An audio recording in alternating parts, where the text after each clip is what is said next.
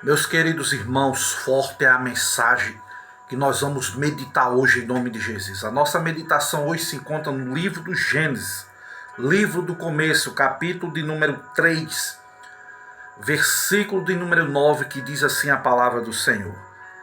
E chamou o Senhor Deus a Adão e lhe disse: aonde estás? Meus queridos irmãos, sabemos que o livro de Gênesis relata a história da criação. A Bíblia diz que no primeiro dia Deus criou a luz cósmica, fez separação das trevas, e da luz. E a Bíblia diz que foi dia e noite o primeiro dia. No segundo dia, o Senhor Deus fez uma expansão no meio das águas, provavelmente as águas do estado gasoso, acima e embaixo da expansão, e criou os céus. No dia terceiro, nós vemos que Deus ajuntou as águas debaixo dos céus e fez aparecer a porção seca e chamou de terra. No quarto dia, Deus criou os grandes luminares, um para governar o dia e o outro para governar a noite. Futuramente é que vão chamar esses dois luminares de sol e de lua. No quinto dia nós vemos que Deus determinou que as águas produzissem as aves, as grandes baleias a partir das águas. No sexto dia nós vemos Deus, o Criador, determinando que a terra seca produzisse conforme a sua espécie, o gado, os répteis, as bestas feras. E vemos que o homem e a mulher foram criados no sexto dia. E vale salientar que nós cristãos cremos não na evolução, mas no criacionismo. O interessante é que na mais absurda afirmação, no bojo da teoria da evolução, é de que a vida surgiu por acaso, antecedida do aparecimento da matéria inanimada, por geração espontânea, chamado de abiogênese. Acontece que nem Darwin, nem os seus discípulos jamais escreveram uma linha sequer sobre a origem da matéria. É Deus quem criou todas as coisas. Deus que do nada faz tudo. E os darwinistas não sabem dizer de onde veio a matéria.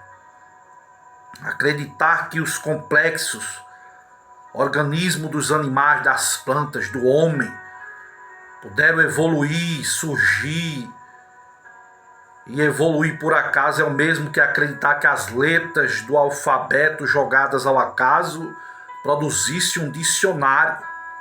Não, irmãos. Na verdade, há mais fé no evolucionista do que no mais crente fanático pentecostal. E quando Deus criou todas as coisas, Deus cria o homem, Deus olha para Jesus, olha para o Espírito Santo e diz: façamos o homem à nossa imagem e semelhança. E Deus faz cair um pesado sono sobre Adão, de maneira que da sua costela ele forma Eva. E Adão, ao se acordar, ele olha e diz: essa agora é osso dos meus ossos, é carne da minha carne, porquanto será chamado varoa, porque do varão foi tomada.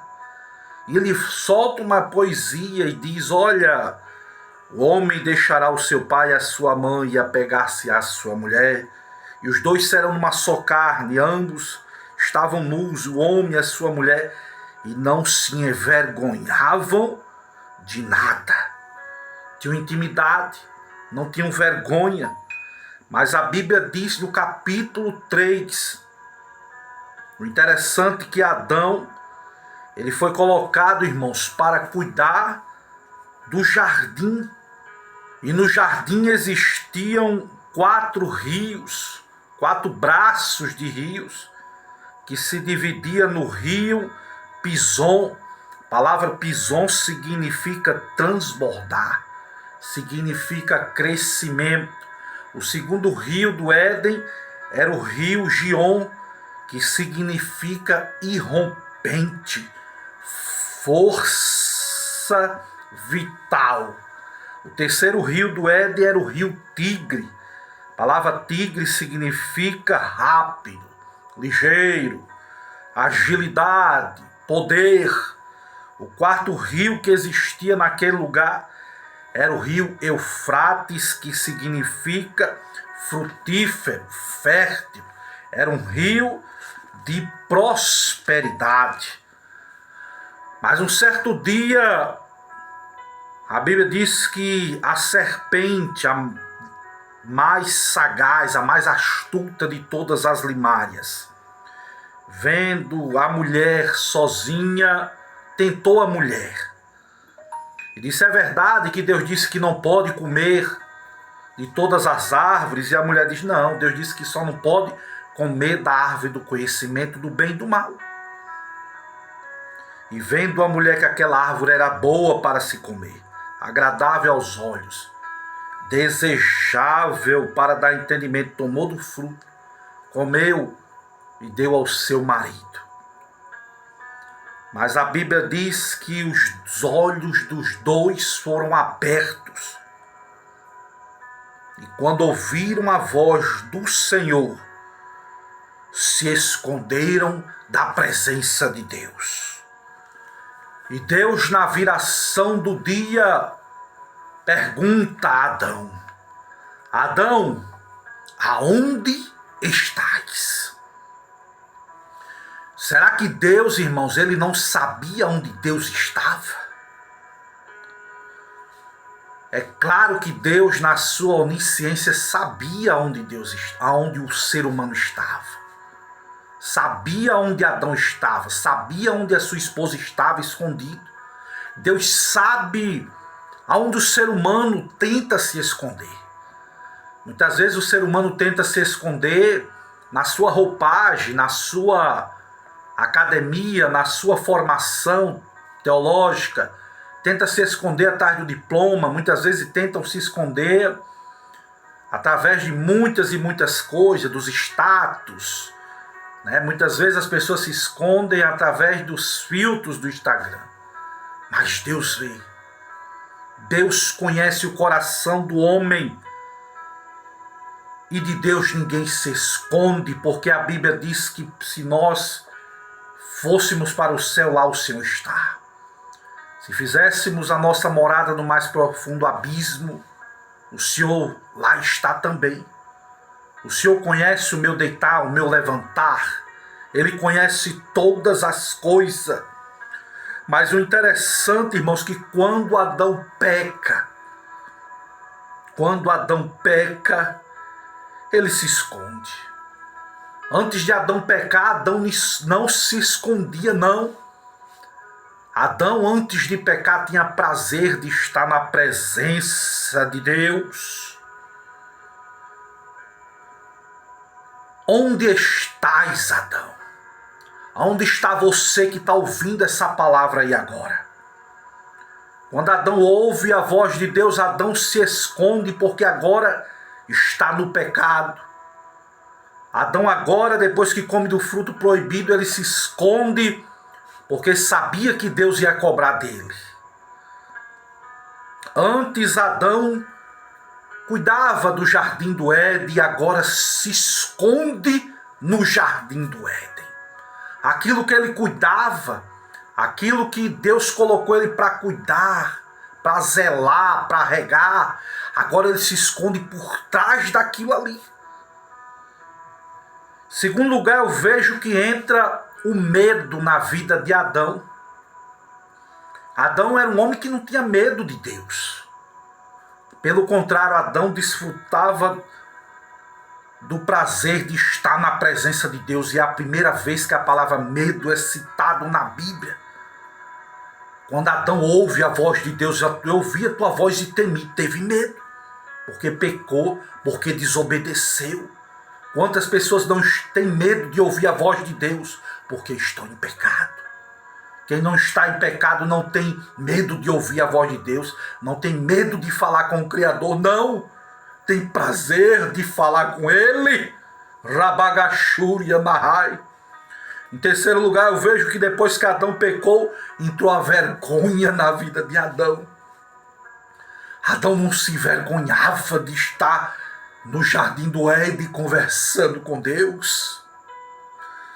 Quantas pessoas, irmãos, que pecam, que adulteram, muitas pessoas que já não estão fazendo o que agrada a Deus, quando vê outros cristãos se escondem, com medo de aquela pessoa trazer uma palavra bíblica. Quantas pessoas não chegam dentro da igreja, se escondem nos últimos bancos, na última fila, com medo, porque não está andando correto diante de Deus, e estão com medo, e estão com vergonha, como Adão.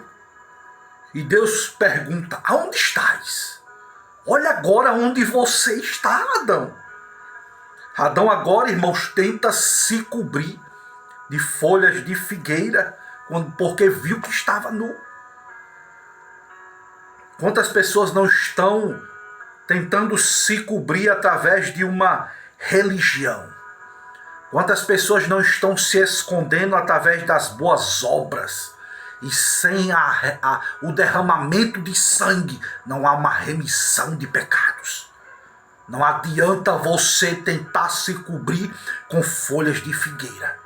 Não adianta tentar você se cobrir no melhor paletó. Não adianta você tentar se cobrir através do seu diploma, não. Através dessa sua linguagem bonita, não. É preciso haver remissão de pecado. É preciso haver o derramamento de sangue.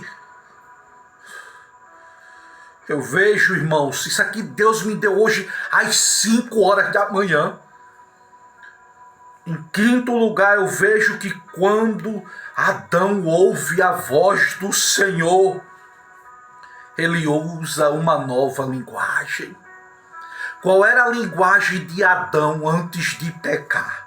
Quando Deus deu Eva para Adão: nossa, essa é agora osso dos meus ossos. Essa agora é carne da minha carne. Essa agora é varoa, porque do varão foi tomado. Eu vejo Adão antes de pecar elogiando a mulher que Deus deu para ele. E depois que Adão peca: Senhor, a culpa do meu pecado foi essa mulher aí que o Senhor me deu. Veja que muda a linguagem de Adão. Adão, ao invés de elogiar, ao invés de fazer poesia, agora entra um senso de crítica. Entra na vida de Adão agora os apontamentos. Entra na vida de Adão a culpa agora que é dos outros e não é dele. Está faltando Deus na vida. Mudou-se a linguagem de Adão. Ao invés de elogios, ao invés de poesias, entra a culpa, os apontamentos. Quantos crentes não estão precisando ouvir a voz de Deus? Aonde estás, Adão? Será que você está num processo onde você vê as virtudes das pessoas? Será que nós estamos onde Deus quer que nós estejamos? Abertos para ouvir a voz dele? Ou estamos como Adão, indo para a igreja somente para olhar os defeitos dos outros? Indo para a igreja só apontar A, apontar B, criticar o culto que passa da hora, criticar o pastor que não sabe falar, criticar a irmã que não saiu hino. Será que nós estamos com Adão? E a pergunta nesta hora é: aonde estás, Adão? Aonde está? Você está desde o início lá, quando você me aceitou como Senhor e Salvador? Onde você tinha prazer de estar na minha presença? Ou você anda se escondendo de Deus? Aonde estás? Aonde estás, Adão? Quem não se lembra, irmãos, do filho pródigo? O filho pródigo era um homem, um jovem que tinha de tudo na casa do seu pai. O filho pródigo tinha comida. O filho pródigo tinha servos ao seu dispor. O filho pródigo tinha alimentação, tinha dormida, tinha casa, tinha morada, tinha uma família. Mas resolveu pedir a sua parte e ir para uma terra longínqua. Ele tentou se esconder, ele disse: eu não quero ficar aqui por perto. Eu não quero que meu pai ouça o que eu vou fazer da minha vida. E vai para uma terra longínqua e gasta toda a herança, todo o dinheiro. Até que chega a desejar comer bolotas de porcos. O filho pródigo passa uns dias terríveis na sua vida porque estava longe da presença do pai. Até que a Bíblia diz que ele, caindo em si, disse: quantos na casa do meu pai agora não estão comendo ao redor da mesa do meu pai? E eu aqui, no meio dos porcos, já sei o que eu vou fazer. Eu vou me levantar. Eu vou me erguer. Eu vou ter com o meu pai. Vou dizer: pai, eu pequei contra ti. Ele se levanta e vai e volta para a casa do pai. Ele resolve não se esconder mais do pai. E ele diz: pai, eu pequei contra o céu. Já não sou digno de ser chamado teu filho, pai. E o pai diz: corre ao encontro daquele jovem. Abraça aquele jovem, beija aquele jovem. E diz: traga um anel, traga uma roupa, traga as sandálias, manda matar o cordeiro, porque esse meu filho estava morto e agora reviveu. É isso que Deus quer fazer na sua vida. É isso que Deus quer fazer na sua vida. Para de se esconder, caia em si, reconheça que errou, reconheça que pecou, volta para a casa do pai. O pai quer te abraçar, o pai quer te beijar, o pai tem anel para a tua vida de honra, o pai tem vestes de honra para a tua vida, o pai tem sandálias para você, o pai quer matar um cordeiro, o pai quer dar festa. A Bíblia diz que a festa quando um pecador se arrepende. O pai tem o melhor para a tua vida. Onde é que estás? Olha para onde você está agora. Olha onde você já viveu. Quem sabe você está afastado. Onde você estava. Tinha prazer de estar na igreja. Tinha prazer de ouvir a voz de Deus. Agora está escondido. Pegando folhas de figueira. Tentando se esconder de Deus. Aonde estás? Olha para você. Olha onde você está agora. Aonde estás, Adão? E aqui eu encerro essa mensagem.